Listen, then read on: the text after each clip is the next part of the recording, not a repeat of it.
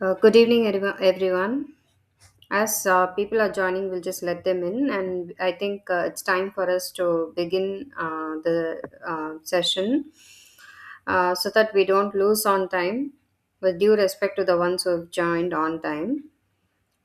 So we've been looking at the series of emotional abuse and what are certain tactics which can be employed to help people who are in the victim stage as well as the survivor stage of abuse to help themselves.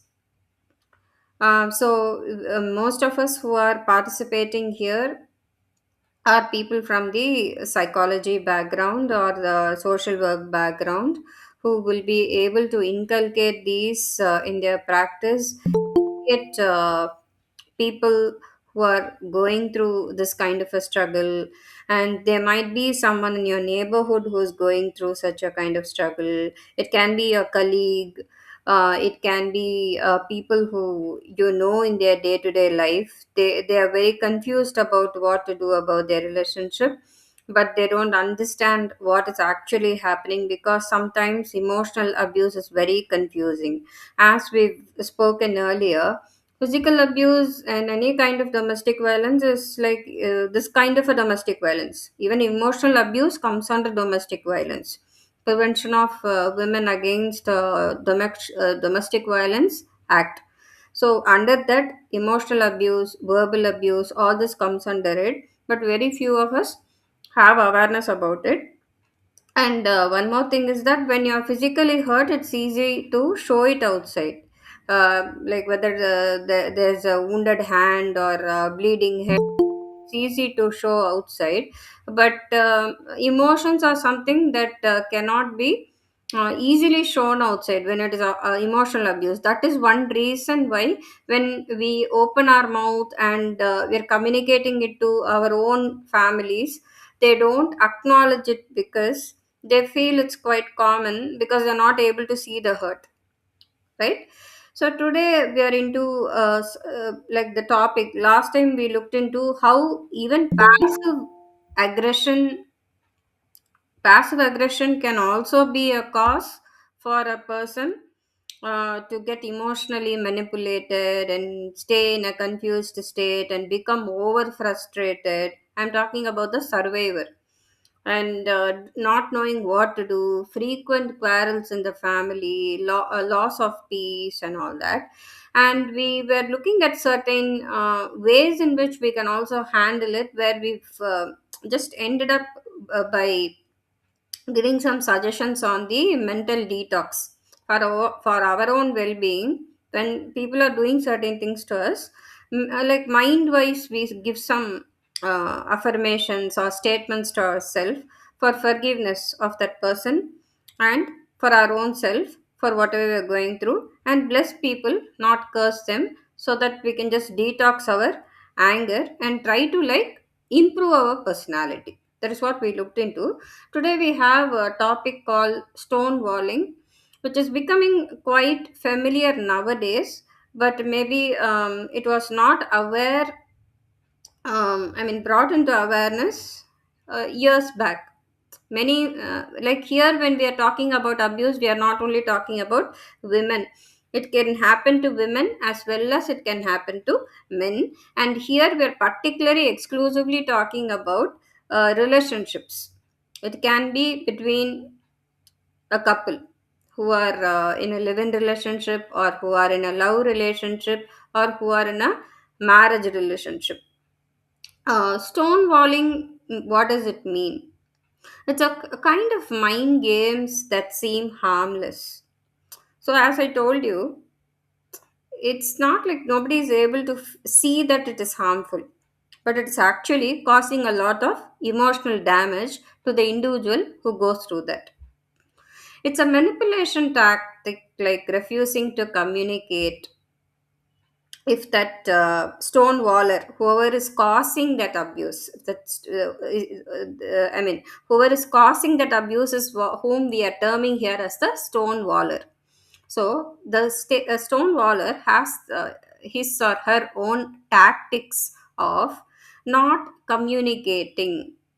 For example, if a husband comes to a wife and asks about what decision have you taken in terms of like holding on to our marriage, or like what do you think in terms of like coming to a compromise on the issue which we are dealing with, the wife is not giving a reply.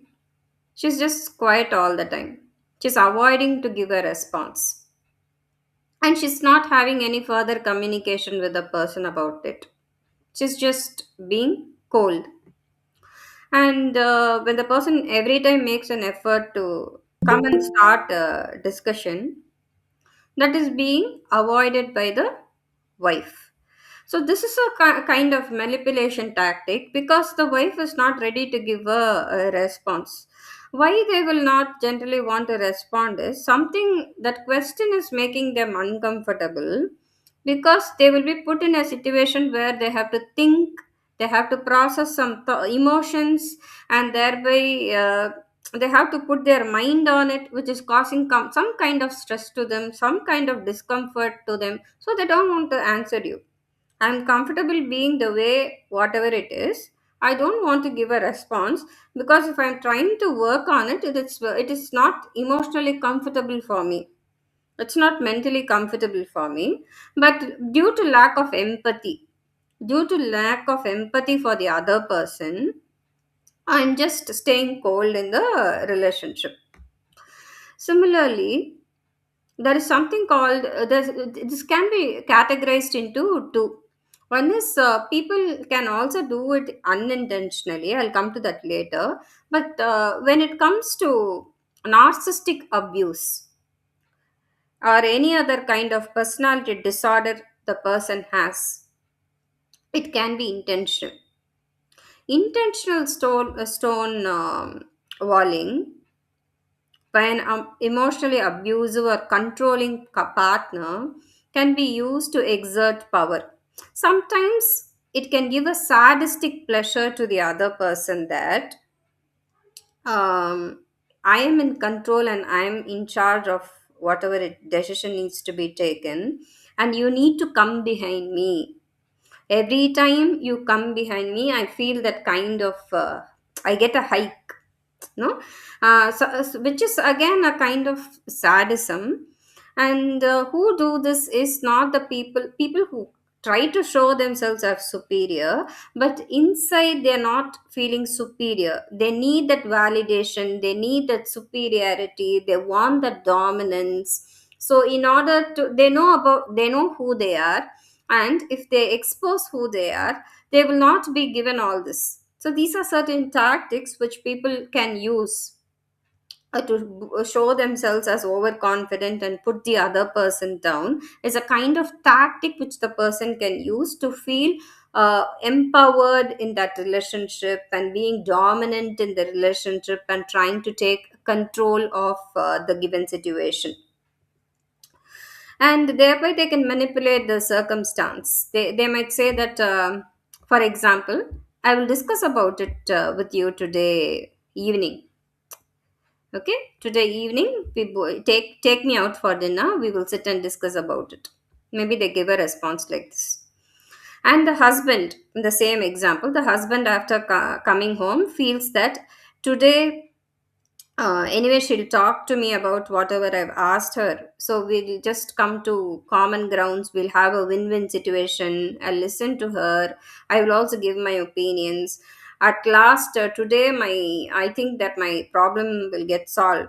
Problem about whatever they're discussing, some problem, some issue has they're having, and like today she's open to talk about it, and I'm feeling very happy that at least she has given me a commitment that today evening after she gets back from work, we both are going for dinner, and then we can resolve it.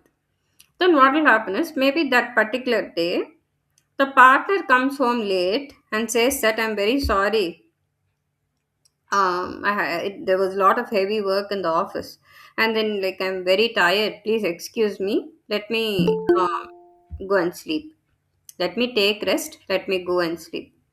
So this is something which cannot be taken and accepted by the partner. It is very painful for the husband, because he has been taken this conversation initiative to converse about a particular issue for a very long time, and he's very persistent about it. He's consistently working on it to try to somehow sort it out, but nowhere the other person is giving a kind of proper response to it because of their own problems. But the other person might get confused. The husband in this particular case might get confused because he will think that there is some problem within me, that is why maybe she's not respecting me. Maybe I'm not good enough, that is the reason she's doing this. Maybe if she would have married someone else, maybe she would have lived the right kind of way like any other a healthy couple. Maybe it was me, it was maybe the choice that she made for like to marry me was wrong, or somewhere what, where am I going wrong?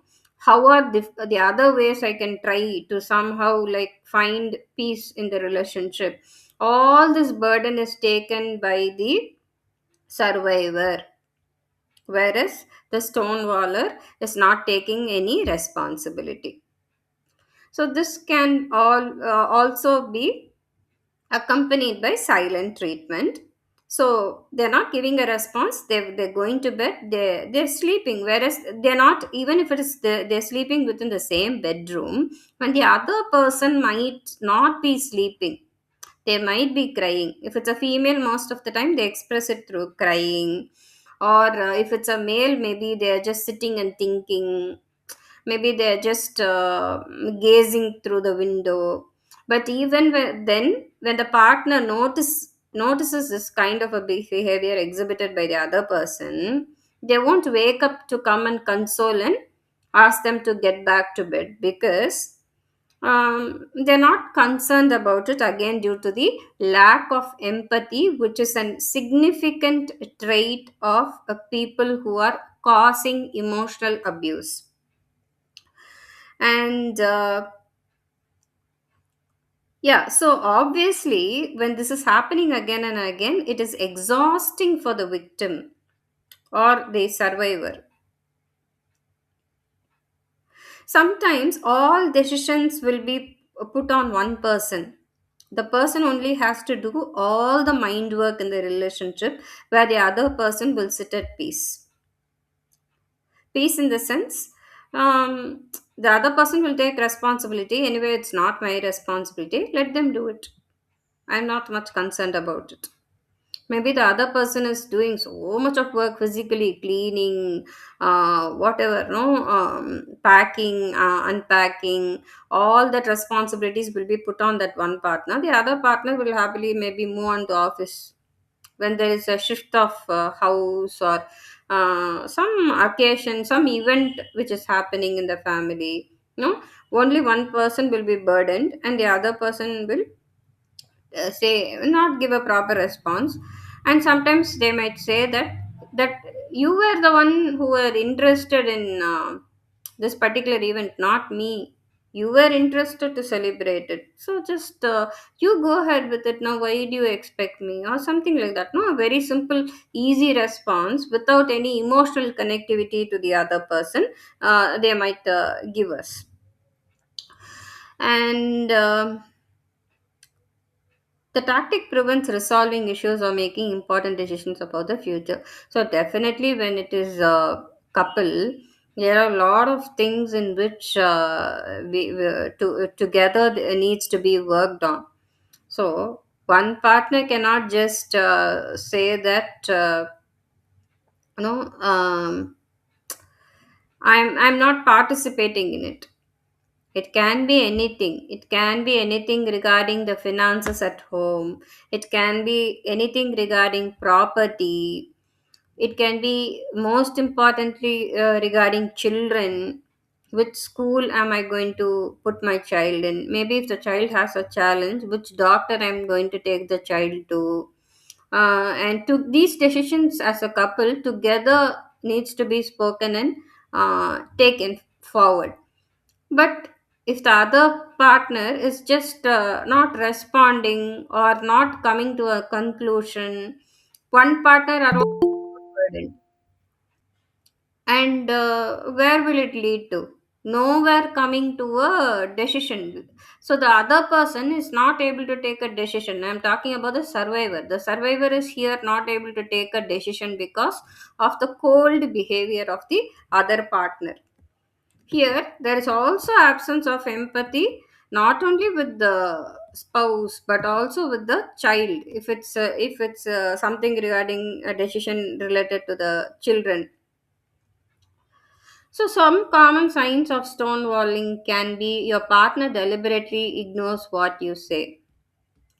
To avoid serious conversations, they change the subject or walk away.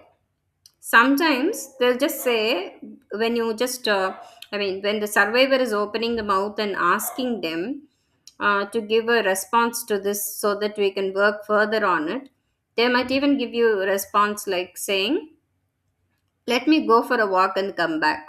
They'll go for a walk, and the other partner may be waiting for them to come back and give a reply. But they will seem like as though they have totally forgotten the topic. I have no idea about this topic. I've totally forgotten about it, kind of a behavior. They make up reasons not to talk. Yes. When asked questions, refuse to respond, making allegations rather than discussing the current issue. The current issue alone will not be discussed, but other than that, everything around it can be discussed by this particular person when we force them to give them an answer. When they are forced or put in a position where the other partner is forcing them to give a response without knowing that this person has a disorder or this person has a abusive tendency, they might say that there is something faulty with you. Why are you always nagging me? There is something faulty with you can be a response given by the stonewaller. Using dismissive body language. For example, in many of the cases, not only with stonewalling, in general also, when we speak to people, with certain people we really feel comfortable, with certain people we are not able to connect or we are not able to feel comfortable. Why? Because only 30 percentage of what the person is communicating, we are able to receive it. And remaining 70 percentage is what we understand about them based on the kind of body language they expressed when they try to communicate with us, their facial expression, maintaining eye contact, such things. All these speaks a lot about what the other person is communicating, how welcoming they are, how warm they are to us. Even when we go for a doctor consultation, some kind of confidence we get on a particular doctor. It's because of the way the person communicated, the tone of voice, and giving importance to you. Sometimes in counseling also we lean a little forward to listen to what the client is saying, just to communicate the fact that we are listening and we are interested to listen. I know some doctors who will just ask you to speak or give your history, and on the other side, they'll be doing something on the laptop. My own personal experience at a particular hospital was this. It was not anything feeding in about what I was telling the doctor about, but he was doing something else, and he was just asking me to give me history about what my health issue was. So this is a kind of communication. I was not comfortable to continue the treatment, and I did not buy the medicines which the doctor wrote on the prescription and gave, because I somewhere felt that the doctor did not connect with me at all. Then if that rapport with the doctor is not good, treatment will not work. Medicines are secondary, but the trust which I have on my doctor is very important.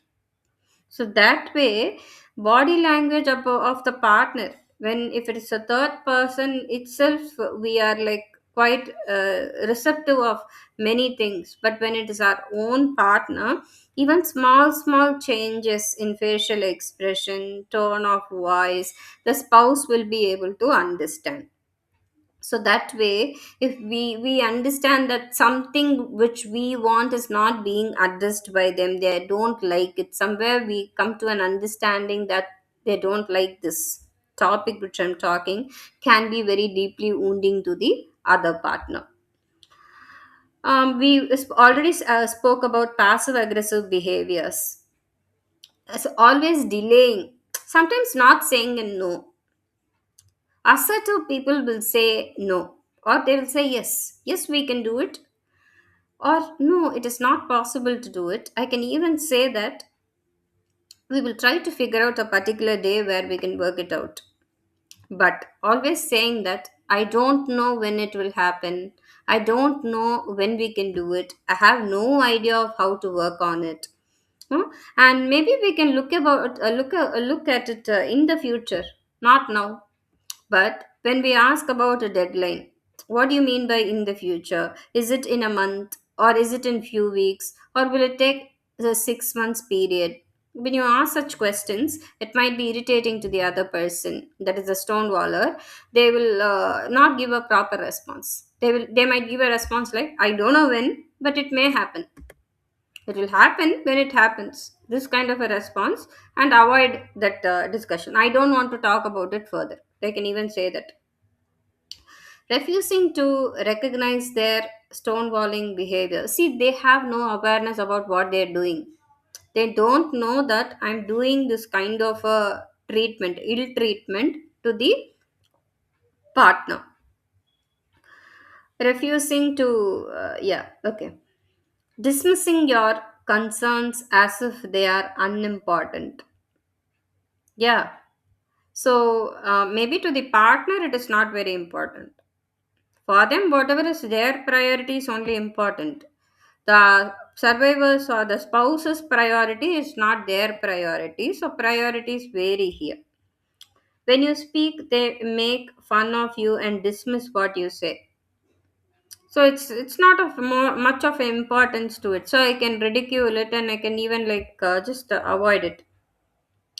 Refusing to take responsibility or blaming you for their silent treatment, for like saying statements like you are the one responsible for my anger. Suppose if the wife goes and asks the husband, you seem to be upset for a very long time, and I think you are very angry, I didn't do anything, but why are you expressing this kind of silence? So when the person is cornered, the person might say that yes, I am angry, and you are the one responsible for it. You are the one responsible for it, not me.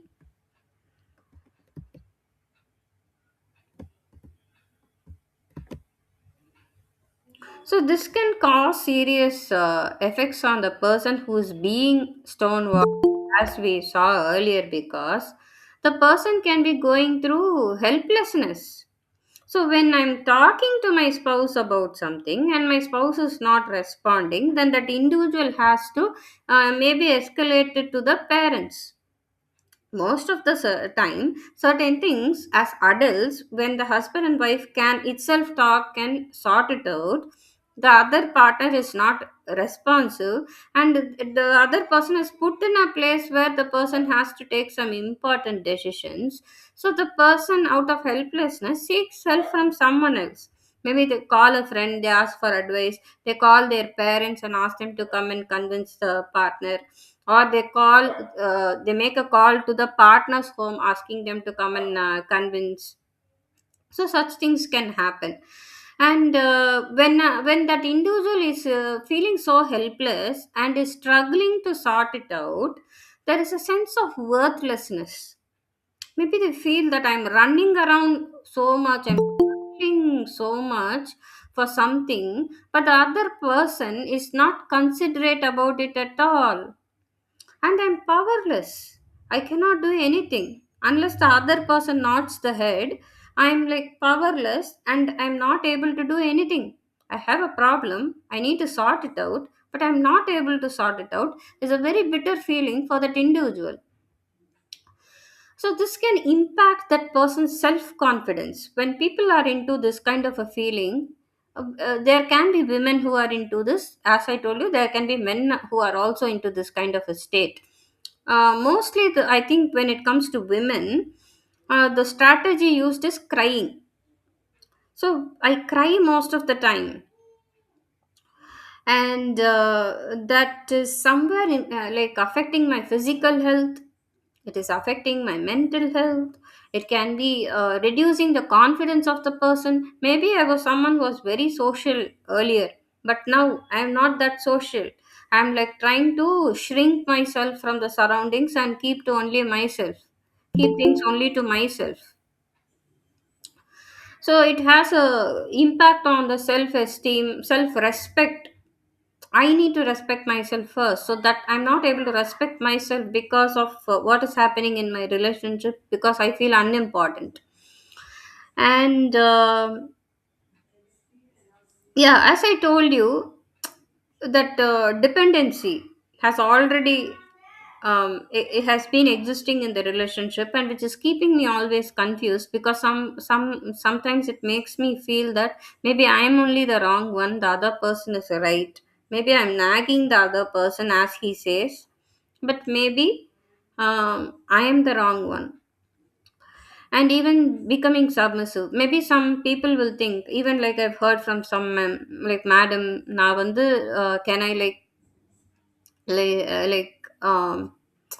do whatever she wants to do. If I try to impress her, if I do whatever she wants me to do for her, will she listen to me? Will she oblige to me? Will she be loving to me? Such questions they put forward.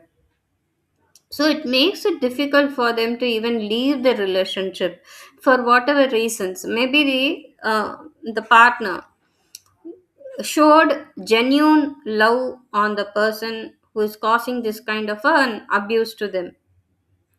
Maybe they genuinely loved them, but they did not, though they did not get it, they are unable to cut off from that relationship because of that emotional tie and that emotional bonding they have with that partner. And like as we discussed, the person who's doing this stonewalling is refusing to discuss, even when third parties are involved and friends are involved, and they're like questioning. We cannot get a honest reply from the person. The person will never say what is there deep down in their heart. They will not openly verbally communicate what they're feeling, because it is creating a lot of discomfort to them. And when the other spouse is pestering them instead of becoming submissive, if the spouse is putting the foot down, then the person will get really annoyed with what they are doing, and try to show anger in whatever ways they know. There is a particular use, the pattern they are used to, by doing this kind of by giving this kind of a silent treatment, any passive aggression, or even physical violence. It can be anything depending upon the individual. Not everybody's patterns are the same.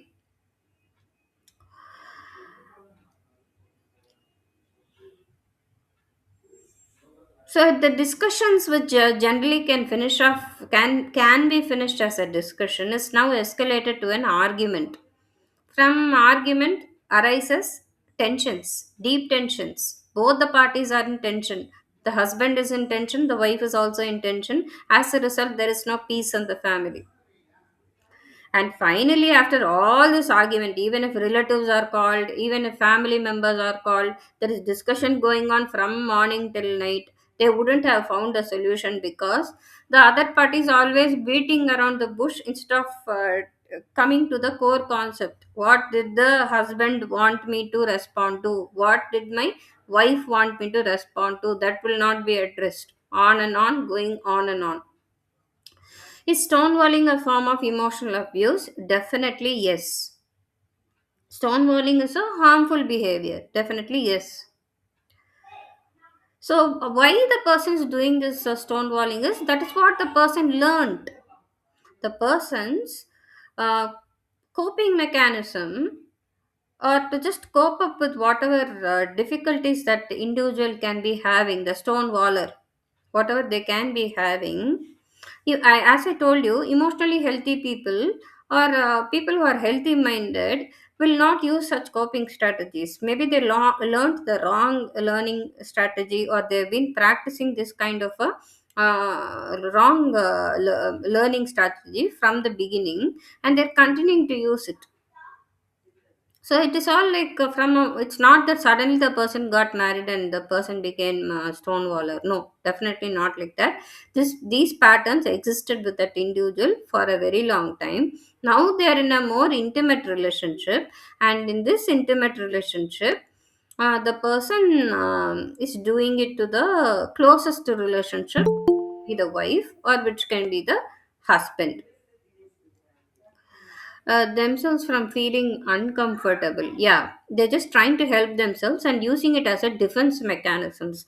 The defense mechanism. I don't want to get exposed. I have to somehow defend myself. I don't know how to exactly defend myself. Let me just use this kind of a manipulative technique so that they don't trouble me. And a deliberate means of manipulating a partner or exploiting a situation. Yeah, the situation has turned out to be nasty because of whatever the stonewaller has been doing, and the lack of cooperation, and not being sensitive towards the topic brought into discussion, and first of all not acknowledging that the person who is asking is not a third party, it's your own spouse who is living with you or lived with you for a long time. No, because it's little difficult to trace out such things in between. Your responses sorry, your questions will be responded towards the end of the session. We'll have some time, so let us not intervene in between. Thank you so much. I'll try to finish it so that we can have our discussion. So as I told you, it can be of two types. One is unintentional stonewalling, and the other thing is intentional stonewalling. So in unintentional stonewalling, it's actually a learned response the partner uses just to escape from that emotion which they are not ready to face at the moment. It could be a sensitive issue which is very painful to address. So for that time alone, I'm just trying to find an excuse to not talk about that issue because it is very painful to me. Maybe it can be a spouse who has financial struggles, who has debts, who has family debts, and he had not conveyed it to the spouse and had got married to the wife. Just an example. Then later the wife questions because there is a struggle at home because of whatever crisis they're facing, whatever challenge they're facing. So it is very maybe that that particular male is feeling shameful to say that I do not have money. I do not have money now because as soon as I received my salary, this much of amount went to my family debt. This much of money I had to pay my parents' medical bills. Remaining little bit money I have it only for my petrol expenses can be painful to for that person to communicate. So this is an unintentional stonewalling because that person might feel that as a male his ego is maybe hurt because I'm supposed to be the breadwinner of the family, and to expose myself that I'm financially vulnerable in front of my wife is very shameful to me. So when I feel that way, I try to escape that situation. Though not justified, we are trying to understand the behavior because psychology is the science of behavior, the study of behavior. People who stonewall may do so to avoid escalating a fight. Sometimes when this male is exposing this in the example, he's telling this outside, he might end up having a quarrel with his wife. So he wants to avoid that fight, and he wants to avoid discussing and unimportant to him, like certain things he wants to maybe conceal. When it comes to family deaths and other things, he wants to conceal because somewhere he wants to preserve the family dignity. That also can be a reason. They also might be afraid of their partner's reaction. How will she react to it? Will she leave me and go away? What will happen to my children if she takes them and goes away? What will happen if she goes and tells this to her parents' family? I'm only giving an example. This can happen in either ways. It can happen even to a male. Here in this example, I'm talking about stonewalling happening to a female. So this is unintentional. So there are some strategies which I'm going to tell you, which can help you to understand that unintentional stonewalling. For this, there is some solution, which some solutions or some kind of problem solving methods which we can try. This intentional stonewalling, to some intensity, or to some kind of, depending upon that what traits that individual is exhibiting, we can try to work on, because this is intentionally the person is doing. The person is intentionally manipulating a situation, because somewhere the person can be a fragile personality. I want recognition, I want acknowledgement, I want to be in control, I want to show to the society that I'm a big man, because deep inside I know I'm not a big man. The same can apply for a woman. I know who I am, but to the society, to the my neighborhood, to my other friends, I want to like show that I am in power of my, and I'm in control of my husband, I'm in control of my husband's finances. Maybe the woman takes pride in it, and thereby this this kind of people also consider stonewalling as a inflicting punishment. Oh, I'm not talking to you, so thereby you're getting hurt, so I feel happy about it. This can happen in cases of personality disorder, narcissistic abuse, or any other patterns. So, oh, you are feeling offended, you are crying because I'm not talking. Let me continue that because I'm enjoying this. That also can be a method which that in the person who's doing purposefully means it. So, how we can educate that particular survivor? How we can educate them is just help them to ask these particular questions. Do you feel heard and understood? Yes or no? Do you feel apprehensive about raising concerns? Yes or no? Do you find yourself holding back in communication because you want to avoid punishment? Yes. Sometimes it goes even to the extent of getting beaten up. Many will not speak about it outside. There are men who are getting beaten up by women, but the man will not go and speak about it outside, because in the society it is a shame for him. He will feel that it is a shame for me to go and talk about it. A woman might go and give complaint in a police station that my husband hit me, but a man cannot go and do that because it is shameful for him. Even the people might laugh at him. Our society, our culture is in a way that still, I don't know, there's lot of gender differences, lot of gender biases, and there is no doubt about it. It is still existing, and if a man is crying, it is always understood as weakness. A man should not cry. A man is supposed to be like a king, or a man is supposed to, generally even in movies they always compare a man to an animal. I don't know why. And the animal will mostly be a lion or a tiger. In Tamil they say, no, நீ சிங்கம் மாறிடா, ஆம்பளை சிங்கம். No, that kind of thing, when you keep telling them from childhood, maybe they think that they're not supposed to cry.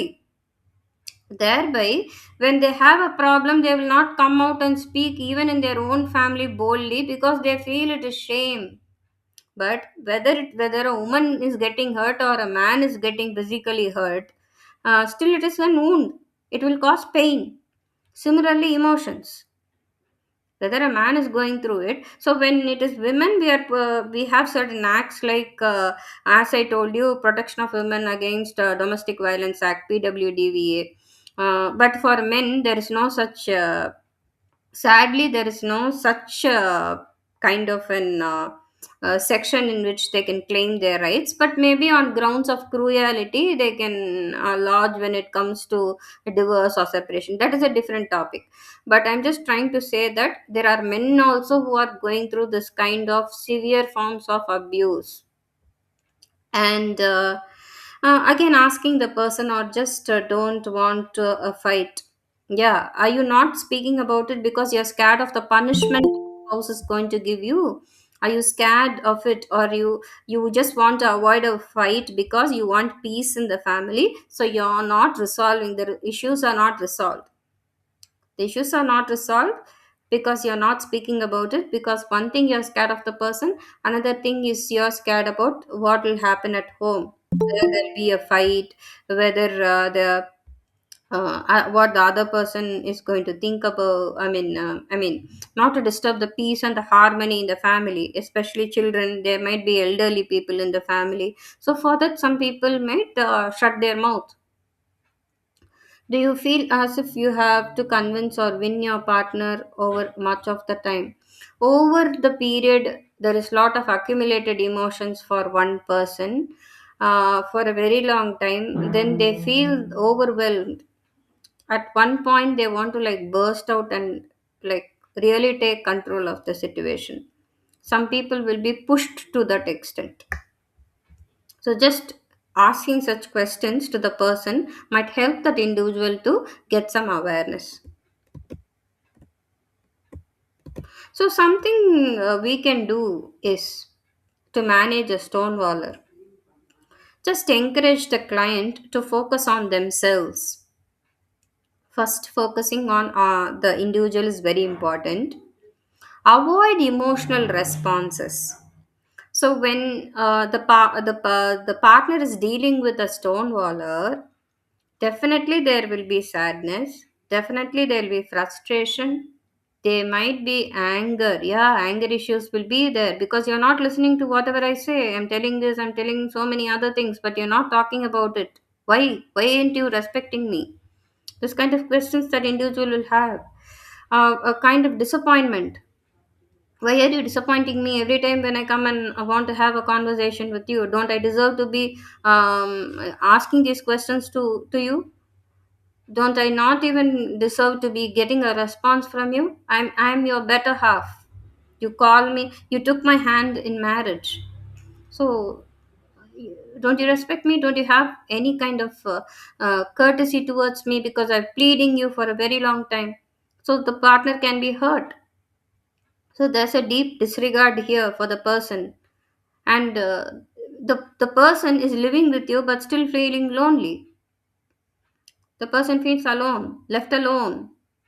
And sometimes certain things they cannot communicate to their own family because the society can label that individual, the society can mock that individual. So due to whatever reasons and some mind blocks which the victim can have, when from the victim state, when someone is moving on to a survivor state itself, the many of the blocks are removed. Next, recognize what you're feeling. It's very important to recognize what you're feeling. So just to write down, at least just to journal, and just to really know what you're feeling among all these mixed emotions. Understand that the stone waller is struggling with emotions too. As I told you, in unintentional stonewalling, sometimes we can try to be empathic towards the other partner by understanding that, okay, you have a problem. I understand some financial issues. So by not forcing them, giving them their own space to analyze and get back, and to just understand that it is painful for that individual, and this is the reason why they are doing. Let us give it some time and let me focus on myself till then. By giving the other person time, it's not that I'm not doing anything and I'm sitting down there only waiting for the response from the other person to heal and come. We don't know how much time they will take to heal, process, and come and give you a response, and there's no surety about it. So the best thing which can be done is to focus on the self and also have empathy towards the other person, and that we can feel sorry for whatever it is. Yeah, we can feel mm, we can feel sad really for the other person, because when they are genuinely into some emotional struggles, and that is the reason why they are stonewalling. It could be something which is very egoistic to them, which is happening, and they don't want to talk about it. No, so don't communicate from your feelings.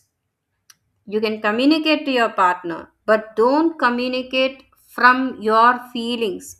What I mean by this is, when I'm really mentally down, already my emotions are drained, I'm down already because of constant crying or whatever. From that point, when I communicate, that would definitely not be solution focused or solution oriented. It will trigger the other partner. Like saying, I'm crying because of you, I'm going through this because of you, only because I married you. Maybe I shouldn't have married you, I took the wrong decision. I can say these statements. So when I communicate from my feelings, I will talk this way. When I use my emotional intelligence, when I able to process my emotions, and if I am able to do some self work. So a person who is a survivor of this kind of an abuse, the kind of abuse we are talking about today is stonewalling. So if I'm going through this kind of thing, it's very important for me to get emotionally strong. If I'm emotionally strong, I can deal with the other person. When both are emotionally confused and both are emotionally shattered and both are in low energies, there is very less probability for that relationship to continue or to sustain. But if one partner is able to take responsibility and work on themselves, there is a possibility that the quality of relationships with people in the families can get better. I'm not saying will definitely get better, but in unintentional stonewalling, without any intentions, due to their own incapacities or some kind of hurt feelings, it can also be something as painful as infertility that woman can have. For her, she's not able to bear a child, and she's feeling guilty about marrying a particular man. And whenever a man calls her for treatment, she doesn't want to come because she's scared about the reports, the results, and thereby she's avoiding. Similarly, it can be for a man. My wife wants me to come for treatment. What if this particular treatment does not succeed? I will be shamed in front of my parents. What will my test results show? Sometimes in our culture, it is not only husband and wife. Most of the time, whether it is delivery, pregnancy, or even infertility treatment, there is a very big family who accompanies that couple. There will be no chairs for patients to sit because the attenders will consume most of the chairs. This I have seen in some big reputed hospitals.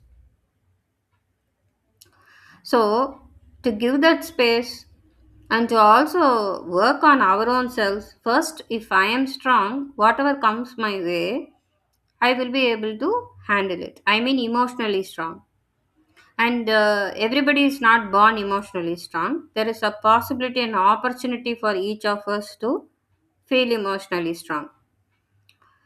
Try to avoid using statements and words like "you always do this to me." Pinpointing. When you pinpoint anyone, no, then obviously get offended. You always do this to me. You have never understood me. You pulled me into this ugly marriage. I very well know about your capacity and knowledge in a very sarcastic way. I know very well about your capacity and knowledge. I know what you're capable of. Kind of statements. No, just pulling down the other person. So they feel shamed. And this cannot be a solution to the problem because we are looking at solution focused ways to sort it out. You are always right. You are always right. The husband can say the wife. And still, the wife can also tell the husband, "You're always right, Mr. Right." She can also mock him by calling him Mr. Right. So, such things will not help. If someone is been has been doing this, your client has been doing this, the person in your known circle has been doing this, I think a little bit of education about to not do this will help. And then before going into the other points, I would just like to um, communicate that emotional regulations first for the survivor to regulate their emotion. I can be happy, I can be sad, whatever it is. In the right channel, I will expose it. If my partner is not capable of handling my emotions, because my partner is not capable of handling his or her own emotions, when that is the scenario, then I cannot ask justice for my emotions. Only thing is, I can become emotionally stronger, and if I'm able to maintain boundaries and travel with this person, I can do it. Only thing I can do is working on myself, helping myself to channelize my emotions, and become a better version of me, so that I can put up with whatever the scenario is. I will try. If I'm able to work out or improve the quality of the relationship by making changes within myself, if it's still that way, then I can just take my own decision depending on the intensity of the abuse. If it is manageable and I still want to continue the relationship for whatever reasons, I can go with it. But I work on myself, but still how much ever effort I'm putting, it's not working. Then the other person, I mean the person who's a survivor has always a chance to do what they want to do, whether they want to be in the relationship or they want to move out of the relationship. There are laws for it, and based on that they can decide on what they really want to do. So let us not go beyond this, because I feel that there's a lot of information that I have shared and we've discussed for quite a long time. So let me get some few words from each of you about your takeaway from today's session. What was something new that you learned? What is something that you understood? Or if you have some questions,